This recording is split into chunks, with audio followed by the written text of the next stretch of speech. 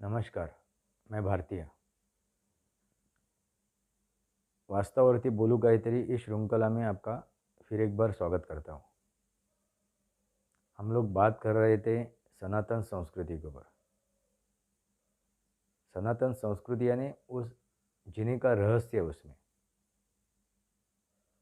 और रहस्य हम लोग जानना चाहते हैं. विज्ञान, उसमें एक ही चीज़ है उस रहस्य में. विज्ञान, विज्ञान, साइंस, भूगोल यानी ज्योग्राफी, खगोल शास्त्र,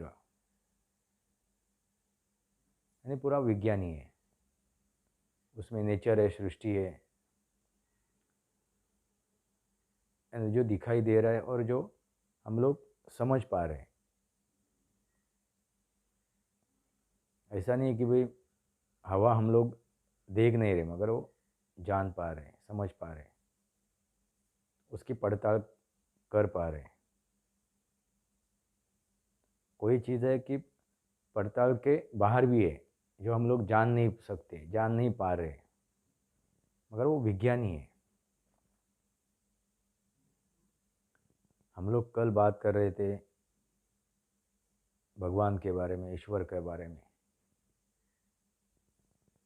इसके पहले चलचित्रण में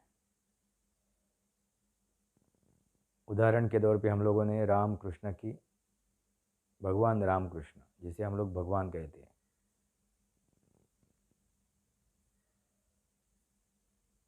इसवा इंसान के दो रूप है, एक भगवान, एक असुर. ये मैंने वह उसी चलचित्र में समझाने की कोशिश की है. अभी राम, भगवान राम, जिसे जिसे हमने ईश्वर का रूप माना है. इस ईश्वर का हम लोगों ने औदा दिया हुआ है. उन्होंने षड विकार का त्याग किया था. यही है, षड विकार का जब हम लोग त्याग करते हैं तो भगवान रूपी बन जाते हैं. काम, क्रोध, लोभ, मोह, मद, मत्सर.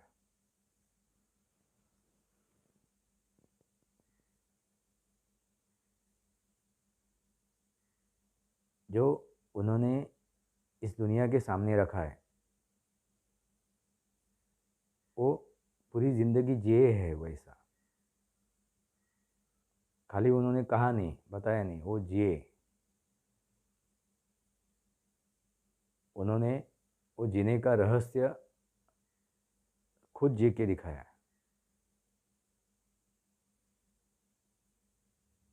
इसलिए हम लोग उनको एक पत्नी, एक वचनी ऐसा कहते हैं. मगर उसके बाद हम लोग दूसरा अवतार कहते हैं उसे, विष्णु का अवतार. वो है श्री कृष्ण. आप सोचेंगे फिर श्री कृष्ण, भगवान श्री कृष्ण, कलियुग एक सत्ययुग हो गया.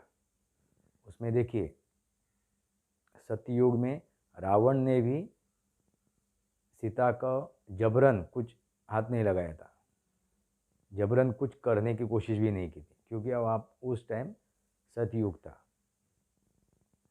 असुर भी डर रहे थे कि कुछ सब कुछ करने के लिए गलत, भले उसमें असुरक्षितता है.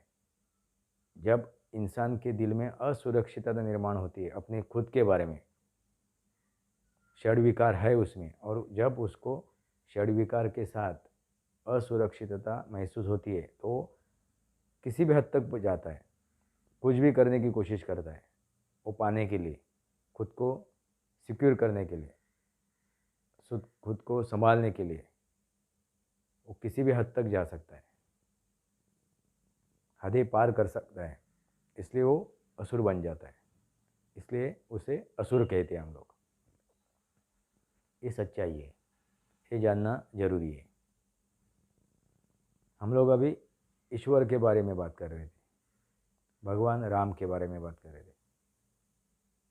उसी टाइम जो रावण था उसने भी एक मर्यादा लांघी नहीं, क्योंकि वो सतयुग था, वो सच्चाई जान रहा था। एक हद उसने रखी, एक मर्यादा रखी। मगर उसके बाद हम लोग कलियुग कह रहे, उस इस युग में, जो कलियुग है अभी चल रहा है, इस युग में मर्यादा तोड़ी गई, मर्यादा का उल्लंघन हो गया। इंसान मर्यादा उल्लंघन करने लगा और आहिस्ता आहिस्ता उसका दायरा बढ़ता गया, वो मर्यादा उल्लंघन करने का। आज तक जो हो रहा है, अभी जो हो रहा है, वो दायरा बढ़ रहा है। इसका कलियुग का यानी षड्विकार और भी उभर के आ रहे। षड्विकार इंसान के दिल में, मस्तिष्क में, सोच में, कर्मों में वो षड्विकार और भी उभर के आ रहे। उसमें अहम, स्वार्थ, इसका प्रमाण मुझे ज़्यादा दिखने लगा है। मतलब, खुद का मतलब और अहंकार।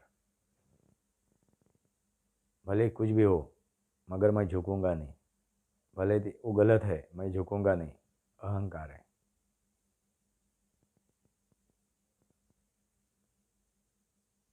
श्री कृष्ण के युग में वही होने लगा, शुरू होने लगा। इसलिए जो उन्होंने नीति अपनाई, इसे हम लोग कृष्ण नीति कहते हैं। उन्होंने झूठ नहीं किया, गलत नहीं किया, झूठ नहीं बताया, मगर नरोवा कुंजरोवा, क्योंकि उस टाइम वो जरूरी था। सच भी नहीं और झूठ भी नहीं है, मगर वो चीज़ करनी जरूरी है। इसे वही नरोवा कुंजरोवा, महाभारत में आपने सुना होगा, अश्वत्थामा के बारे में। और पूरी महाभारत उन्होंने अपने हिसाब से वो रचाई, ये समझाने के लिए।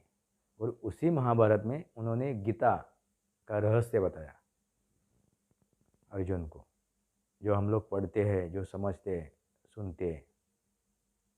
गीता रहस्य, जीने का रहस्य।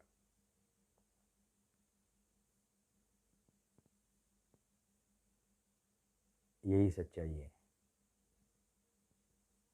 अभी वो हम लोग उनको, श्री कृष्ण को, भगवान श्री कृष्ण को भगवान कहे या सिर्फ श्री कृष्ण कहे, श्री कृष्ण को हम लोग जगत गुरु कहते हैं।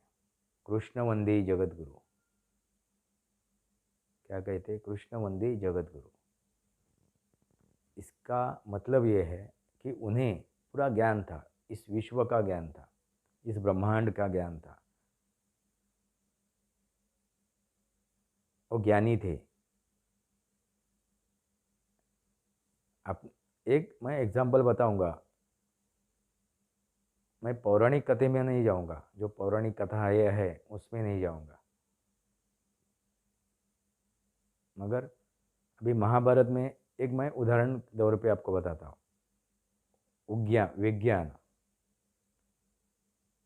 विज्ञान उनको विज्ञान का, यानी जितना भी विज्ञान है, जितना भी यहाँ इस सृष्टि में, इस पृथ्वी पे ज्ञान है, वो ज्ञान का भंडार वो थे।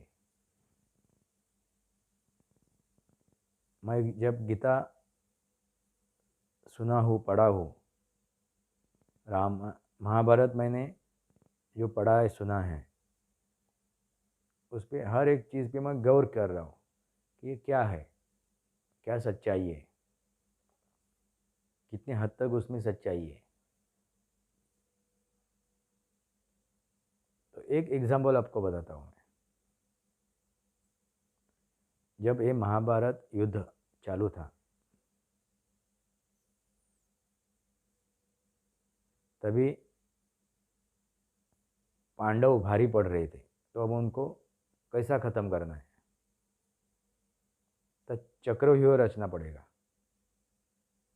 मगर ये सब चाल, ये सब सोच कृष्ण की थी। आज चक्रव्यूह रचने की सोच रहे, मगर अर्जुन जब तक है इस रणभूमि में, तब तक ये चक्रव्यूह नहीं रचेंगे, क्योंकि अर्जुन वो चक्रव्यूह भेद कर सकता है और उसी टाइम ये युद्ध खत्म भी हो जाएगा।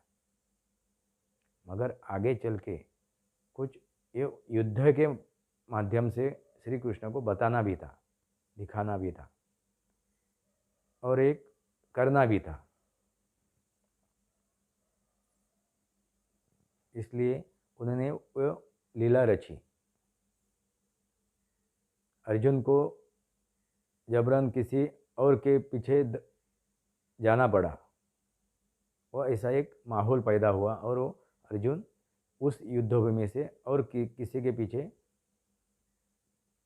चल पड़ा और उस युद्धभूमि में बाकी चार पांडवों में से 4 थे और बाकी के उनके सैनिक, उनके साथी थे।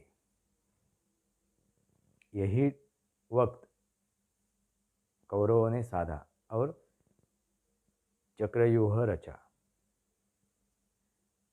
और उसी चक्रव्यूह में और उसी टाइम जो युद्ध के नियम थे वो तोड़े गए। तोड़ना, युद्ध का नियम तोड़ना एक मकसद था। इसे कृष्ण नीति कहते हैं। तो वो चक्रव्यूह रचा गया और अभिमन्यु वही जानता था उसको भेद करना, अंदर जाना।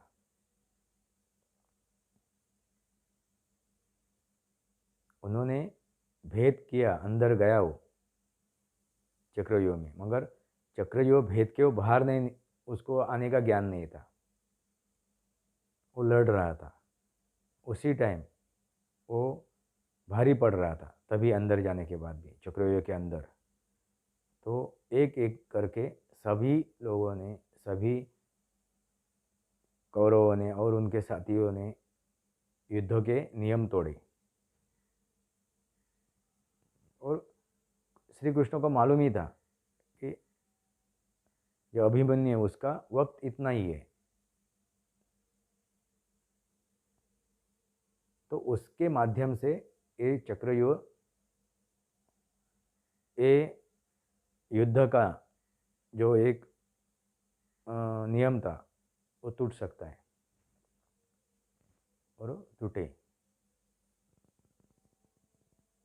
युद्ध के नियम के विरुद्ध उन्होंने अभिमन्यु का वध किया। जब अर्जुन लौट के आया तो उसे सब कुछ पता चल गया कि ये हो चुका है। वो गुस्सा हो गया और उसमें सबसे आगे था जयेंद्रथ। तो उसने उसी टाइम प्रण ले लिया। श्री कृष्ण ने उसे उत्तेजित किया प्रण लेने के लिए। ये कृष्ण नीति है। और उन्होंने प्रण लिया अर्जुन ने कि मैं सूर्यास्त के पहले इस जयेंद्रथ का वध करूंगा।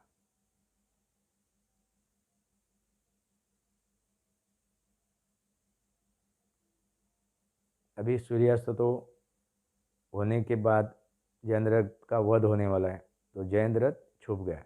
नहीं तो फिर मैं अग्नि संस्कार करूंगा, अपने प्राण त्यागूंगा, चिता पे बैठूंगा। यह ऐसा प्रण ले लिया।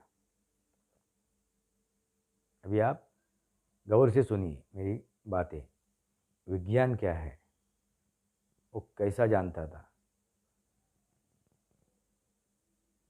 उनको, श्री कृष्ण को भूत भविष्य सब का ज्ञान था।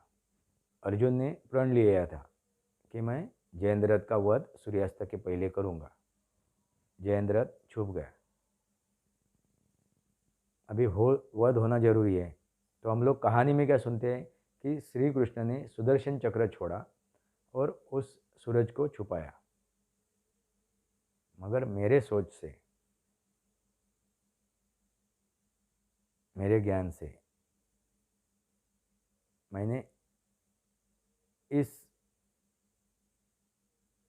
चीज़ के ऊपर मैं सोच रहा था कि भाई कैसा सुदर्शन चक्र। तो सुदर्शन चक्र यानी क्या है?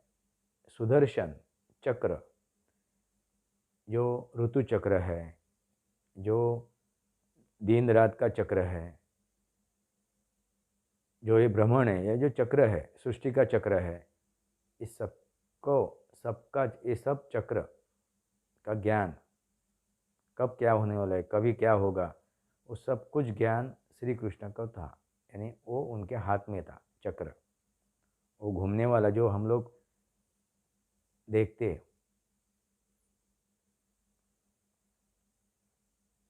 वो औजार वो नहीं, मेरे ख्याल से उनको उनको ज्ञान था। तो उनको मालूम था कि इस दिन ये घटना घटनी चाहिए। हर दिन का उन्होंने ये सब योजनाबद्ध ये युद्ध रखा था। उन्होंने अपनी लीला से इस आज क्या करना चाहिए, कल क्या होना चाहिए, परसों क्या होना चाहिए, वो सब कुछ उन्होंने अपने योजना के हिसाब से रखा था। ये कितने दिन युद्ध चलना चाहिए, ये कैसा ख़त्म होगा, वो एक कुनीति कैसी ख़त्म होगी, योजनाबद्ध। तो उसी योजना का एक ए था। उसी दिन उन्होंने रखा था जिस दिन सूर्य ग्रहण लगने वाला था। आप समझ जाइए, सूर्य ग्रहण ना कि बल्कि वो सुदर्शन चक्र गया और घूम के सूरज को उन्होंने ढका, सूर्य ग्रहण था। उस सूर्य ग्रहण का उन्होंने दिन चुना था श्री कृष्ण ने ये घटनाक्रम करने के लिए। ये सब लीला उनकी थी और उसी दिन ये सब कुछ घटा। तो सूर्य ग्रहण लगा तभी सब लोगों को लगा कि भाई सूरज डूब गए। फिर वो जयेंद्र बाहर निकला। अर्जुन को भी मालूम नहीं था। अर्जुन चिता पे चढ़ गया अग्नि संस्कार करने के लिए। उन्होंने गांडीव सामने रखा और वो चिता पे बैठ गया। वो सब अभी खेल देखने के लिए, वो मज़ा लूटने के लिए सब लोग आ गए। कौरव आ गए, जयेंद्र भी आ गया और सामने खड़ा हो गया और हंसने लगा। अभी उसको लगा कि अभी अर्जुन ख़त्म हो जाएगा। तभी वो सूर्य ग्रहण हटा। उसी समय पे सूर्य ग्रहण हटा। हटने के बाद वो सूर्य और ये जयेंद्र, अर्जुन ने अपना गांडीव उठाया और सीधा उस जयेंद्र पे वार किया। यही सच्चाई है। यानी खगोल शास्त्र के बारे में श्री कृष्ण को ज्ञान था, अभ्यास था, समझ थी। कहने का मतलब क्या है? शास्त्र, विज्ञान ना कुछ ऐसा चमत्कार है। चमत्कार कुछ नहीं, जिसे हम लोग चमत्कार कहते हैं वो विज्ञान है। ये समझना जरूरी है। जो भी योगी चमत्कार दिखाते हैं अपने योग शक्ति से दिखाते हैं। वही तो मैंने लास्ट टाइम बोला था कि जो मेघ मल्हार गाया चमत्कार नहीं था, विज्ञान था। वो जो राग गाया उन्होंने, वो राग जो गाया उन्होंने, गायन किया, वो जो ध्वनि निकले उनके मुंह से, जो स्वर निकले वो, और वातावरण के जो अंदर ऊर्जा है उनकी सहयोग हुआ। वो जो ध्वनि की ऊर्जा और वातावरण की ऊर्जा, वो सहयोग हो गया और बादल बने और बारिश गिरा। ये विज्ञान है, जिसे हम लोग चमत्कार कहते हैं। ये सच्चाई वो जानना जरूरी है। और ये विज्ञान जानने के लिए पहला खुद को जानना जरूरी है। जो ब्रह्मांड में है वो पिंड में है, जो पिंड में है वही ब्रह्मांड में।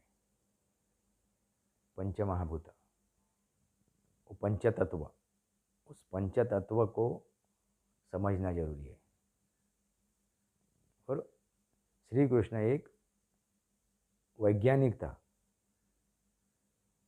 जितना भी उस सृष्टि में ज्ञान है वो ज्ञान का भंडार उनके पास था। इसलिए हम लोग कृष्णवंदी जगत गुरु, जगत गुरु है वो। तो उन्हें, श्री कृष्ण को आप एक वैज्ञानिक, एक ज्ञान का भंडार है वो हिसाब से आप देखिए, समझिए और वो ज्ञान लेने की कोशिश कीजिए, समझने की कोशिश कीजिए।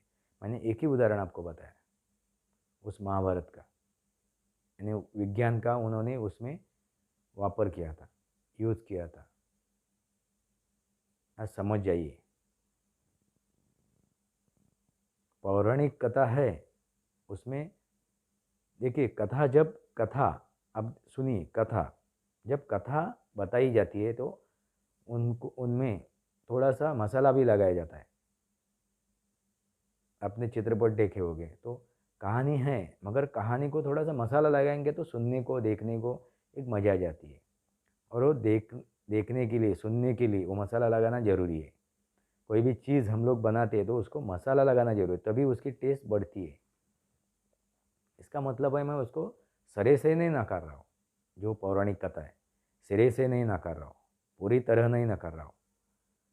कहने का मतलब है, उसमें कुछ मतलब है, सच्चाई है, मगर सच्चाई के जड़ तक जाना जरूरी है। ये जो मैं बोल रहा हूँ, जिस दिन ये सूर्य ग्रहण लगने वाला था उसी दिन उस जयेंद्र का वध करना, क्योंकि वो जयेंद्र कभी आएगा ही नहीं सामने अर्जुन के, और अर्जुन ही उसको उसका वध कर सकता है। वो ये दिन और ये सब खेल रचा श्री कृष्ण ने, ये समझना जरूरी है। आप समझिए, जानिए, ये जानना जरूरी है। तो श्री कृष्ण भी एक इंसान ही था, आम इंसान नहीं, इंसान था, आम इंसान नहीं। वो जानने की ताकत उन्होंने रखी अपने पास।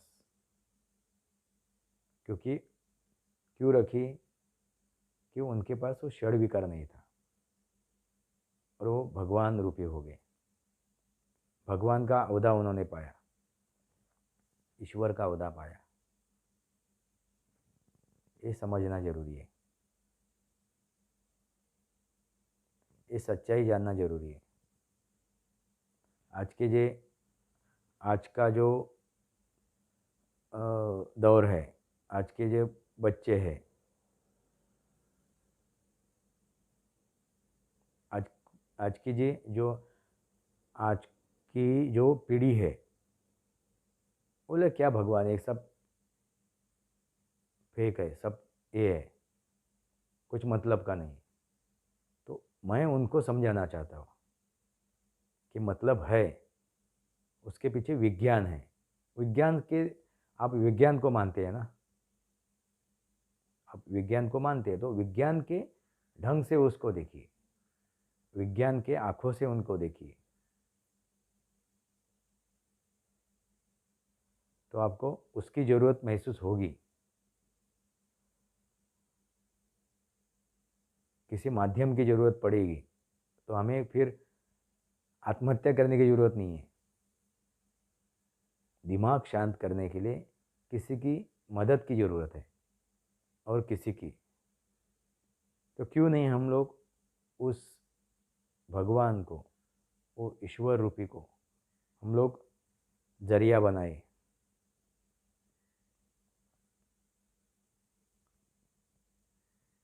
हम हमारे दिल का सब कुछ उनके सामने रख सकते हैं, बात कर सकते हैं और दिमाग शांत कर सकते हैं, और गलत राह पे जाने का हम लोग रोक सकते हैं, खुद को रोक सकते हैं। ज़रूरी नहीं है। गलत राह पे जाके अपने को कुछ साध्य करेंगे हम लोग, पाएंगे, मगर उसको एक अंत है उसका, और वो अंत भयानक है।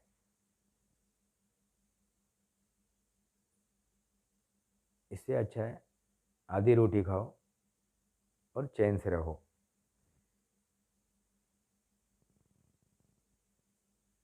इस दुनिया में कोई सुखी नहीं है। बोल दे मैं सुख पा रहा हूँ, नहीं, कोई नहीं है। क्योंकि सुख समझने में है, पाने में नहीं है। मैं जब सुखी हो सकता हूँ, मैं जब जब उस सुख को महसूस कर सकता हूँ। जो भी मेरे जीवन में है, जो मुझे मिल रहा है, उससे मैं खुश हूँ। जब तक मैं समझता नहीं हूँ, तब तक मैं खुश नहीं हूँ, मैं सुखी नहीं हूँ। मुझे आनंद नहीं मिलेगा। ना मैं आनंद ले सकता हूँ, ना आनंद दे सकता हूँ।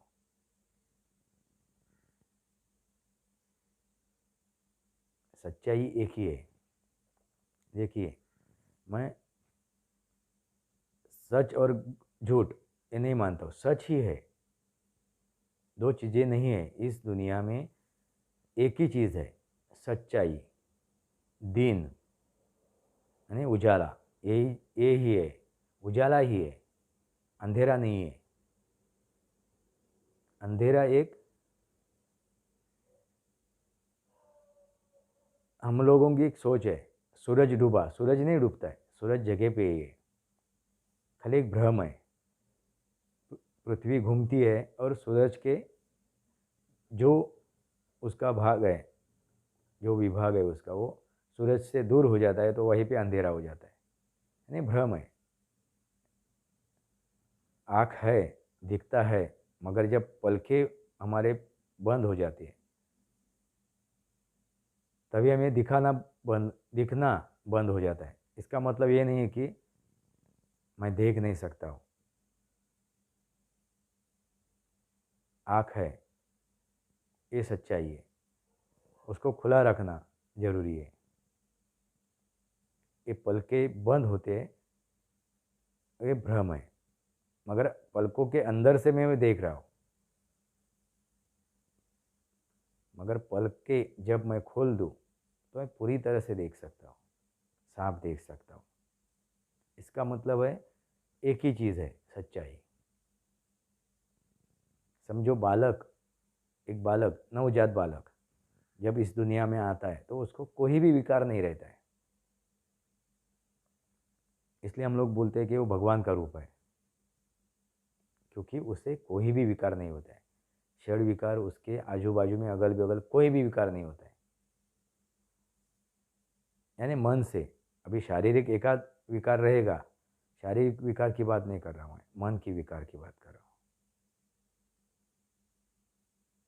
दिमाग के विकार की बात कर रहा हूँ। कुछ भी विकार नहीं रहता है, वो एकदम निर्विकार रहता है।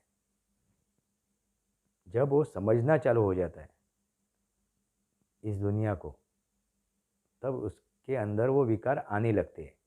तो इसका मतलब क्या है, विकार नहीं था, हम लोग उसको विकार को ले रहे, एडॉप्ट कर रहे, उनको हम लोग ले रहे, खुद चुन रहे।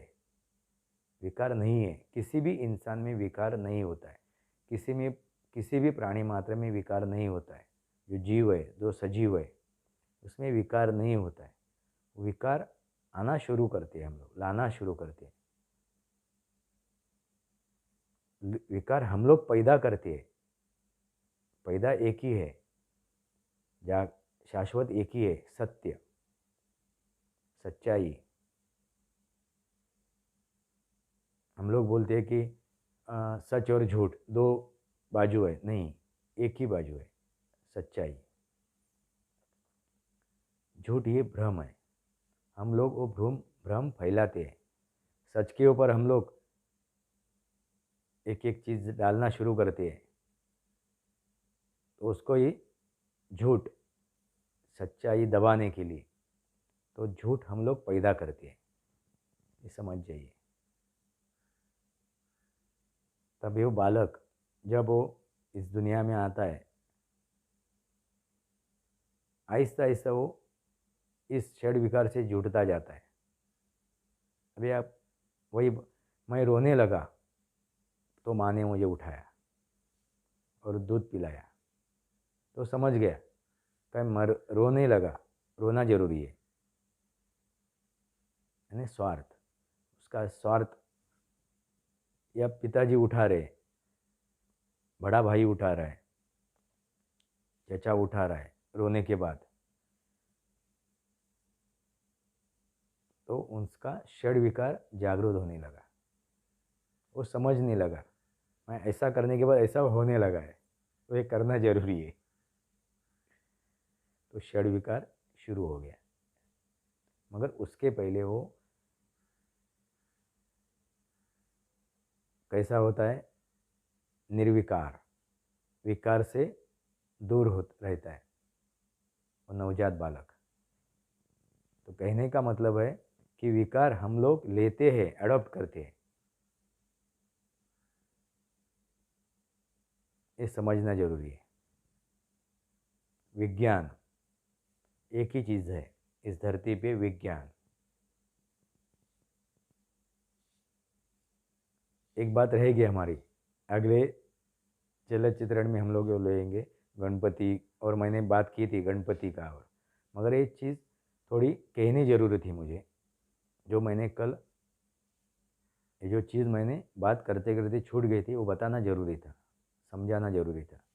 विज्ञान, रामायण हम लोग सुन रहे थे, रामायण का हम लोगों ने कहानी सुनी, वो जो सेतु, लंका में जाने के लिए सेतु बांधा, तब ये आर्किटेक्ट थे, नल और नील और नल, नल नील, ये दोनों आर्किटेक्ट थे। और उन्होंने वो ब्रिज खड़ा किया, उन्होंने वो पुल खड़ा किया। ये समझना जरूरी है। विज्ञान तभी से है, हजारों साल पहले से है। एक हम लोगों ने पिछले चलचित्रण में देखा विश्वकर्मा के बारे में, तभी आपने देखा उनके हाथ में जो औजार है, वो औजार का मतलब क्या है, मगर वो हम लोग जानना नहीं चाहते। हम लोग खाली देखते हैं, अपना दिमाग के ऊपर एक जो है, बस इतना ही जानना है, समझना है, उसके आगे नहीं जाते। जानना जरूरी है, सच्चाई जाननी जरूरी है। इतिहास जानना जरूरी है, विज्ञान जानना जरूरी है। इसलिए मंदिर का जो योजना है वो इसीलिए है।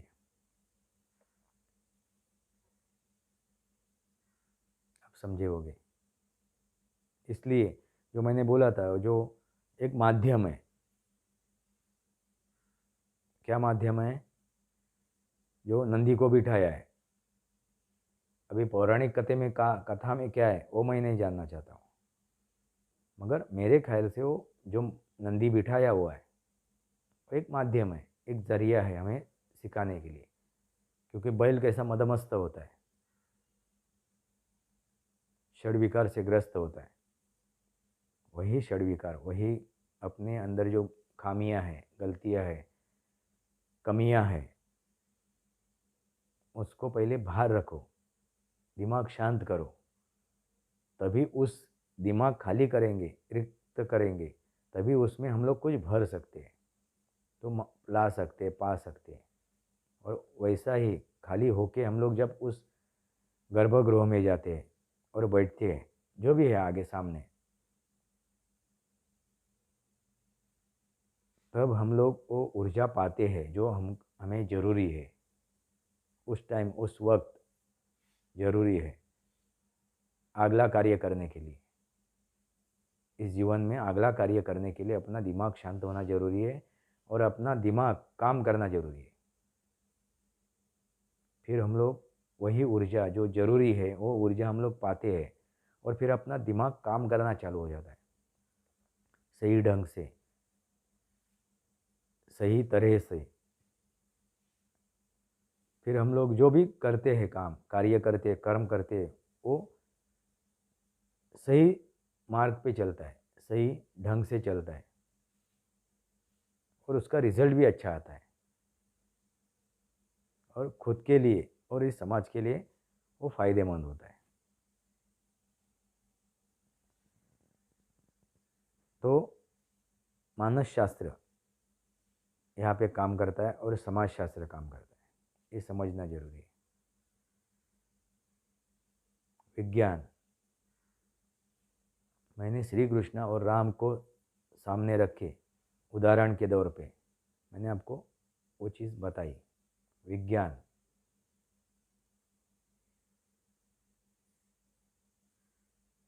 ये जानना जरूरी है।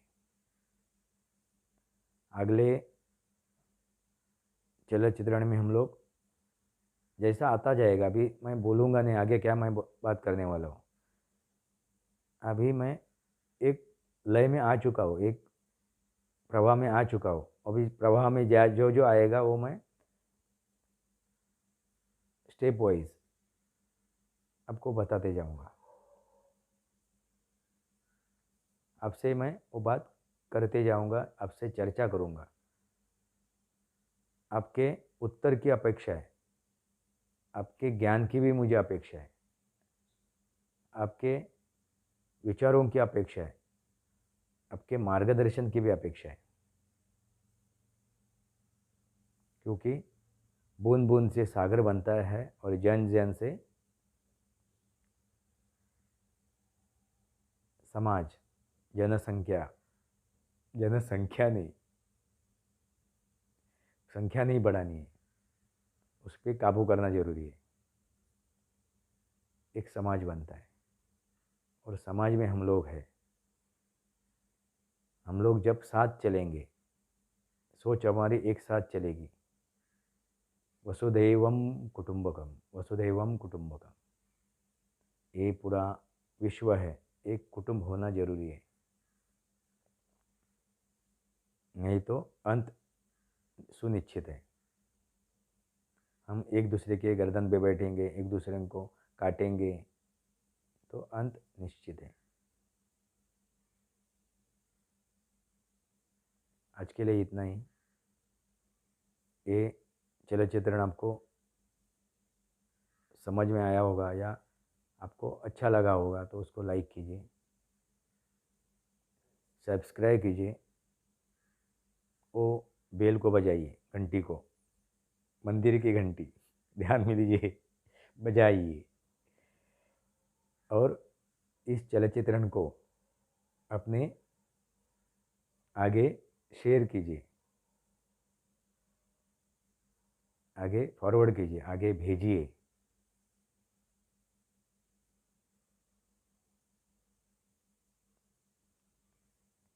भारत माता की जय। वंदे मातरम।